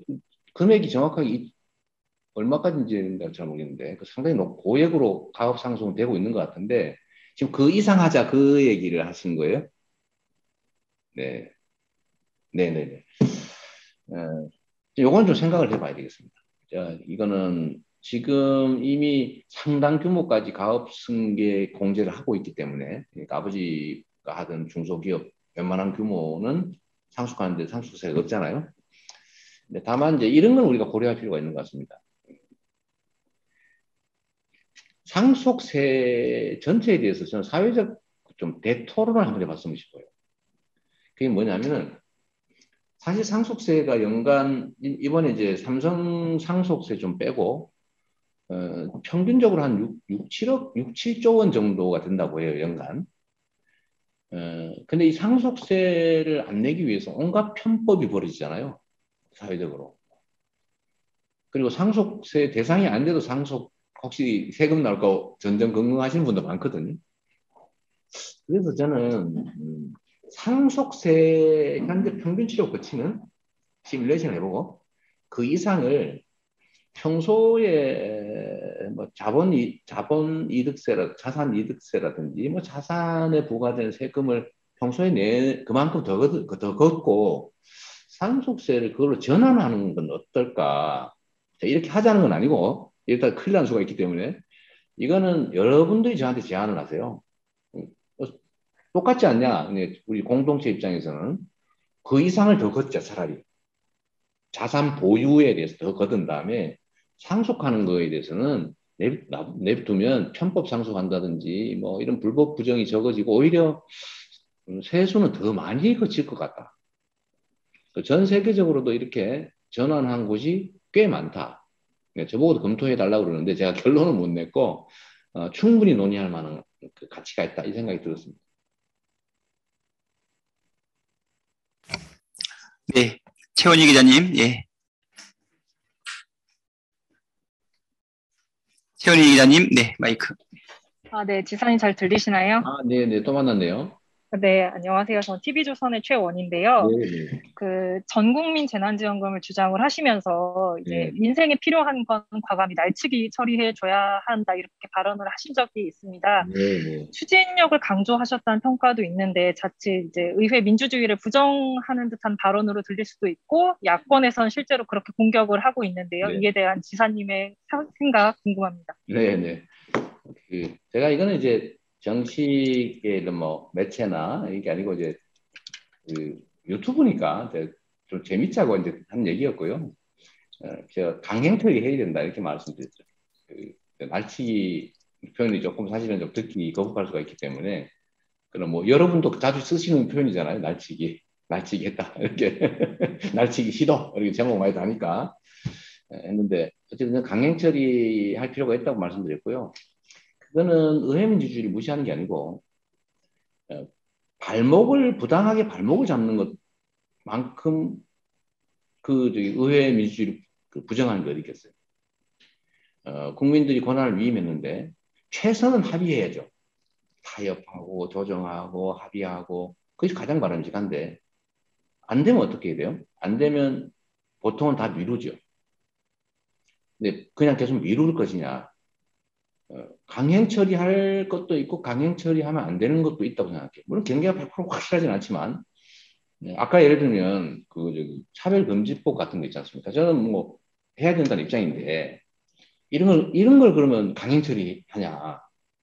숫자 많다고 쉽지 않을 겁니다. 그리고 그런 거는 강행 처리한다 그러면 비난받을 거예요. 국민들이 그거 비난할 건데 정말로 민생에 관한 것인데 꼭 필요한 일이고 바람직하고 국민이 원하는 것이고 그런데 발목을 잡아서 진척이 안 된다.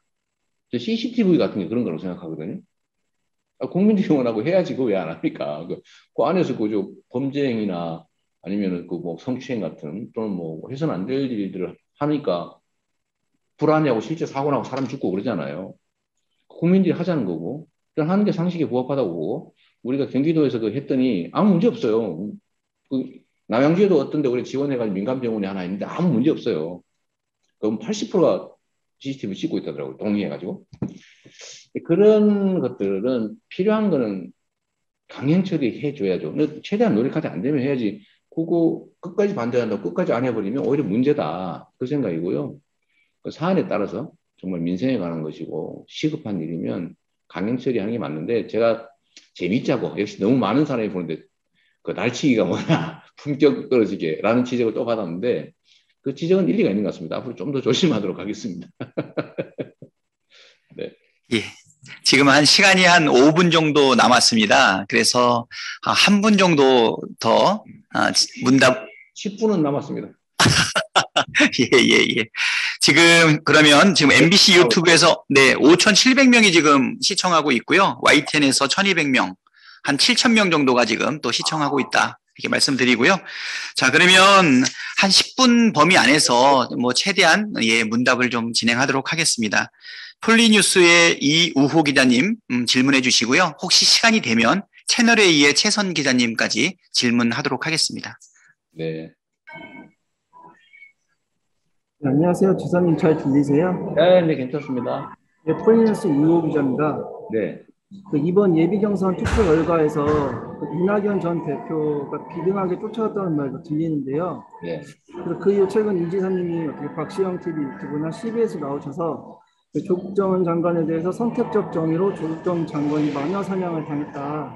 네. 이렇게 발언도 하셨는데 이거는 그러니까 좀 이전보다는 좀 더 조국정 장관을 옹호하는 발언 아니냐라는 말이 나오는데 이게 좀 당내 친문표를 의식하신 건지 궁금하기도 하고요. 두 번째로는 정책 철학적인 측면에서 질문을 드리고자 하는데 뭐 기본소득, 기본주택 그리고 이번 전국민 재난지원금 등 그러니까 이 지사님의 정책 철학을 사람들이 인식을 할 때 이 지사님은 모두에게 똑같이 나눠주자라고 주장하는 정치인이라고 사람들이 많이 인식을 하는데요. 근데 어느 쪽에서는 이건 공정이 아니라 좀 공평에 가깝다라고 생각하는 분들이 있는데 이 지사님의 정책이 공평과 공정 좀 어느 쪽에 가깝다고 생각하시는지 질문드리고자 합니다. 네. 조국 장관에 대해서 선택적 정의에 의해서 희생당했다. 뭐 그건 사실 전에도 한 얘기예요. 제가 조국 장관에 대해서 그 이전에도 2번 정도 발언한 얘기인데 하나는 동병상련을 느낀다. 언론 플레이로 피의사실 유포로 공표로 너무 많은 피해를 입고 있다. 제가 너무 많이 당했으니까요. 그다음에 검찰권 남용으로 피해를 입는다. 그 점은 이제 전에도 말씀드렸던 것이고 이번에 뭐 특별히 한 건 아니고요. 지금 이제 계속 그 질문을 계속 하니까 일종의 깃발 같은 그 느낌이 있어요. 보니까 조국에서 뭐라고 발언하느냐 이런 게 때문에 관심이 많으신데 저는 뭐 입장은 아주 일관되게 방치된 부정의보다 선택적 정의가 더 나쁘다. 차라리 공평하게 방치돼야지. 너 골라가지고 뭐 미흡다고 더 세게 골라서 당신은 봐줘. 이거는 더 나쁜 것이거든요. 그 측면에서 저는 당했다는 느낌이 좀 들고요. 그 점에서는 뭐 조국 장관께서 그렇게 생각하실 만하다고 생각하고 다만 이것도 균형이 안 맞는 한쪽 편들기라는 소리를 들 가능성이 많기 때문에 객관적 진실은 알 수 없다. 그러나 법원이 최종적인 판단이 나면 또 본인이 뭐 인정한다면 또 객관적으로 명확하게 인정이 되는 사실이라면 뭐 책임지는 게 맞다. 그 예를 들면 선택적 정의에서 희생당했을지라도 잘못한 건 잘못한 거니까. 그 점 그 말씀 드렸고요. 그 공정이냐 공평이냐 이건 정말 어려운 말인데 이건 제가 조금 다음 기회에 말씀드리도록 할게요. 그 단어 해석을 하게 되면 이제 개념 정의부터 아주 워낙 시끄러워져서 좀 말씀드리기 좀 어렵다는 말씀 드리고 제가 모두에게 공평하게라고 얘기하는 것은 그게 공정하고 실질적으로 공평하기 때문에 그렇습니다. 형식적 공평과 실질적 공평 또 우리 뭐 소위 법적 용어로는 형평성, 실질적 평등, 형식적 평등 이런 표현을 쓰는데 재난지원금은 예를 들면 그 복지 지출이면은 어려운 사람을 주는 게 맞아요. 복지 지출이라면 모든 정책엔 취지와 목표가 있지 않습니까? 힘든 사람을 지원한다라는 것은 복지. 그런데 재난지원금은 경제를 살리고 위로 모두가 피해 입었으니 위로하자. 또는 어떤 정책을 하는데 반사적 혜택. 여기서 당신은 돈 많고 부자니까 빠져. 단 당신은 세금만 내. 이렇게 할 경우에 사회가 유지가 되겠냐. 균열과 갈등이 심해진다. 그래서 선별할 건 선별하고 뭐 보편적으로 할 건 하고 보편 선별 문제는 복지 문제니까 이걸 떠나서 복지가 아닌 정책에는 국민들이 공평하게 혜택되는 게 맞죠. 예를 들면 다리를 어디 났는데 한강에 다리를 났는데 당신은 부자니까 통행료 내고 지나가. 당신은 가난하니까 그냥 지나가. 이거하고 비슷하거든요. 그는 뭐 상황과 정책 목표에 따라 좀 다를 수 있다 이런 말씀을 좀 드립니다. 네. 한두 번 하셔도 될 것 같아요. 예, 그럼 채널A 최선 기자님까지 지금 네 질문이 가능할 것 같은데요. 네, 말씀해 주세요. 네, 저 말씀 들리시나요? 네. 예, 아까 전에 듣다 보니까요, 그 궁녀를 훈련시키게 한 그 손자에 대해서 설명을 하셨는데요. 네. 일단은 가정하에 대통령이 되시면 공직사회 기강 잡기부터 시작하실 것 같다는 생각이 들거든요. 다소 강한 어조가 느껴지셔서 공무원도 유권자인데 그들에 대한 좀 당근도 필요하실 것 같다 이런 생각이 드는데 그에 대해서 한 말씀 하고요. 그 다음에 지난 대선 경선 때 지지율이 따라 붙는다고 해서 좀 오버하다 보니까 좀 지지율 떨어지더라. 네. 사필 규정이다 이렇게 말씀하셨어요. 지금 경쟁 구도 상황에서 좀 따라오고 있는 후보를 겨냥한 말로도 좀 보여서 일종의 조언하신 거다 이렇게 봐도 될까요? 전혀 그렇지 않습니다. 두 번째 질문 혹시라도 우리 최 기자님 그러더라 혹시 그런 취지라고 안 해주시면 좋겠고 뭐 해석을 하시는 건 자유인데 저는 그런 뜻은 아닙니다. 네, 일반적인 얘기였고요. 제가 뭐 그분들 왜 비난하겠어요. 어쨌든 잘 모시고 제가 가야 될 입장입니다. 공직자에 관한 말씀 주셨는데 저는 공직 기강은 언제나 면도날처럼 서 있어야 된다고 생각합니다. 공직자는 그 사회의 운명을 가지고 있어요. 운명을 쥐고 있습니다. 그리고 생각 이상으로 권력이 커요. 주권자가 이 선출직 공무원들에게 권력을 위임하지 않습니까? 권력 또는 권한을. 근데 그 권한을 그 선출된 권력이 행사하지 못해요. 다 그 관료 조직을 통해서 이 피라미드 관료 조직을 통해서 행사하는 거예요. 모든 권한이 거기다 위임돼 있어요. 여기는 지휘만 합니다. 지휘만. 말 안 들으면 대책이 없어요. 그래서 보통은 이 관료도 정권이 교체된 것과 관계없이 영속하고 정연이 보장이 되니까 신분 보장이 되니까요. 정권 바뀌면 또 거기 적응이 되기 때문에 여기 훈련이 잘 돼 있어요. 그리고 자기 이익이 제일 중요하죠. 인간이니까. 그 사람이 나빠서가 아니고 원래 인간은 자기 이익 중심으로 해요. 우리 최 기자님도 그걸 저도 그래요. 다만 절제하죠. 다른 사람을 존중하고 규칙을 지키고 또 양심과 도덕이라고 하는 작동을 하니까 절제하고. 그런데 본질적으로 자기 이익을 위해서 행동하는 게 인간이죠. 이거를 통제하는 게 선출직 공무원, 선출 권력의 제일 핵심적인 일입니다. 근데 이거를 잘 못하면 이 관료 조직이 힘이 워낙 세기 때문에 위에 이렇게 갖다 올려놓은 거잖아요. 지휘관을. 그러니까 우리 영화에 보면 그런 장면이 있는데 거대한 로봇 같은 거 있는데 거기에 이제 누가 딱 탑재를 하잖아요. 조그만한 거대 로봇에. 그러면 그 로봇이 조정을 하지 않습니까? 앞으로 가고 뭐 때리고 뭐 날아가고 뭐 하고 짚고 하는데 이게 조종사를 잡아먹는 경우가 있잖아요. 쫙 해서. 그죠? 이 관료 사회가 사실 그럴 힘이 있어요. 이 자칫 잘못하면 자기 주관 철학 가치가 뚜렷하지 않고 장악력이 떨어지면 반대로 장악당해버려요. 그러면 선출 권력이 있으나 마나가 돼버리죠. 그래서 이거를 막으려면 아까 말씀드린 것처럼 뚜렷한 철학 가치 이것도 자기 가지고 있어야 되고 휘둘리지 말아야 되고 충분한 전문적 지식을 습득해서 끊임없이 이게 보강받아야 되고 방향을 정확하게 정해서 지휘할 수 있어야 되고 신상필벌하고 책임은 져주고 권한은 부여한다. 이 소위 기강을 안 잡아놓으면 일을 할 수가 없습니다. 근데 이 기강만 잘 잡아놓으면 가만 놔둬도 지금 경기도 우리 공무원들이 정말 열심히 잘하잖아요. 뭐 경기도 기자도 계신데 그것처럼 그냥 공직자들은 최고 책임자의 딱 무슨 생각을 하는지를 철저하게 스스로 연구해서 다 따라갑니다.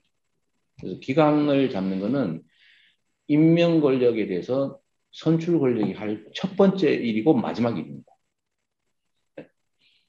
마지막으로 한 분만 할까요? 예, 예. 지금 몇 분 더 드신 분은 있는데요. 어떻게 괜찮으시겠어요? 시간이 한 분만 하죠, 한 분만. 딱 한 분만. 네, 그러면 우리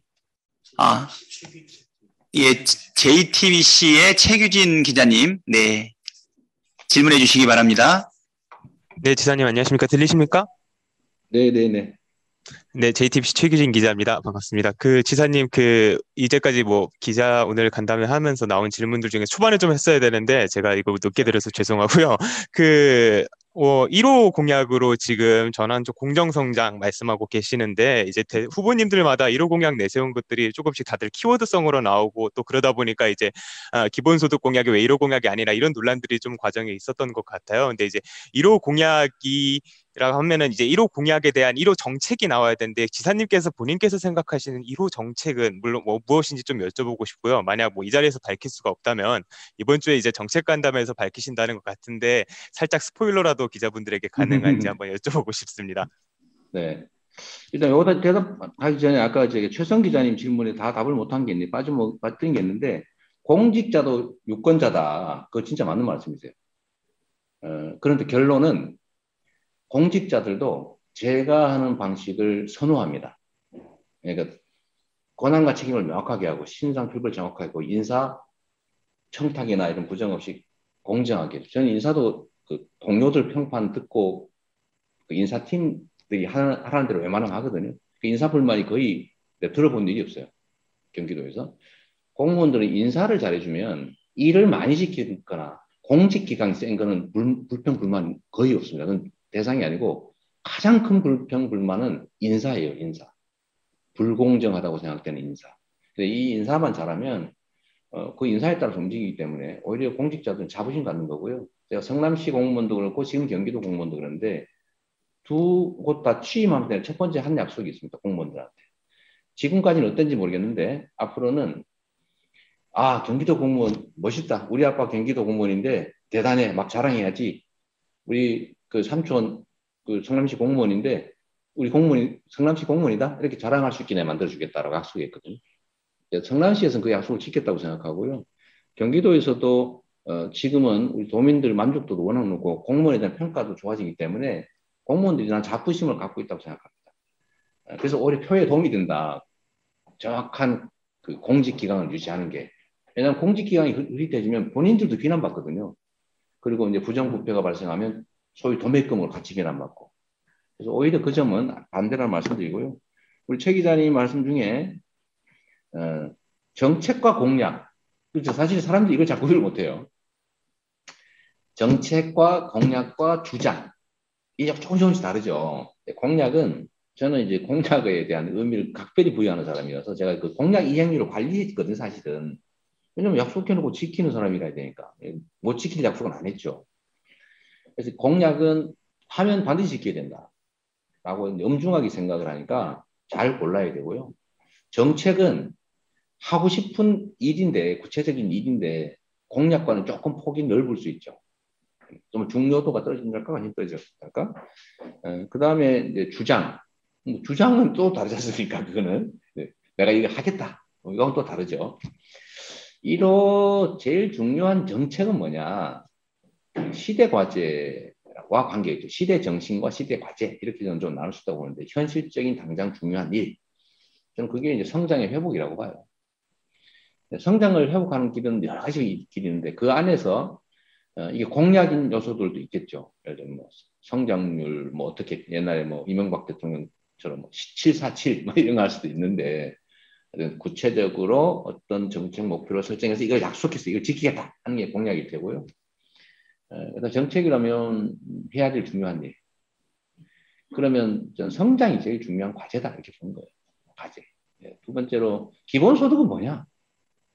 매우 핵심적인 성장 정책인 동시에 우리 사회의 공정성 회복을 위해서 반드시 해야 될 중요 과제라고 보는 거죠. 근데 이거 순서를 내기를 하니까 저는 성장을 먼저 번호를 붙일 수밖에 없죠. 그 다음에 공약이냐? 공약은 아직 안 했죠. 그냥 주장하고 정책으로 제시는 했는데 시장, 자치단체장이 경선도 개시되기 전에 공약하고 선거법 위반으로 큰일 나거든요. 그래서 그런 거였다. 그래서 요거는 좀 1월달 우리가 발표할 텐데 제가 어젯밤에 밤새면서 다 정리했어요. 이번에 보여드릴 거. 네, 좀 기대해 주시기 바랍니다. 예, 마지막 순간까지 시간을 꽉 채워주셨습니다. 진정성 있게 하셨는데요. 뭐 혹시 5초 안에 인사 말씀 가능할까요? 다음에 자주 하시죠. 네. 이번에는 너무 텀이 길어서 죄송하고요. 우리 이제 여기는 제가 이런 표현을 했잖아요. 말진 기자라고 그럽니까? 뭐라 그러지? 다 섞여 있습니다. 네, 예. 아, 그래요? 사실 봐야 될 분이 너무 많으니까 이런 거 좀 자주 하시죠. 예. 지사님 오늘 총 16명의 기자님들하고 증문즉답 하셨는데요. 질문하시고 답변 받으신 분들은 만족스러우실 거고 질문하지 못하신 분은 또 곧 이어서 이런 기회를 자주 가질 테니까 많이 참여해 주시기 바랍니다. 네. 저한테 메시지도 자주 주세요. 전화도 잘 주시고. 네, 감사합니다. 예, 오늘 두 번째 증문즉답 우리 이재명 지사님과 함께 기자간담회를 가졌는데요. 정말 질문할 거리가 있는데도 불구하고 양보하다가 질문하지 못하셨던 분들 너무 아쉬워하지 마시기 바랍니다. 이재명의 증문즉답 새로운 대한민국 이재명은 합니다. 기자간담회를 마치도록 하겠습니다. 기자 여러분 수고하시고 또 감사합니다. 네, 마치겠습니다.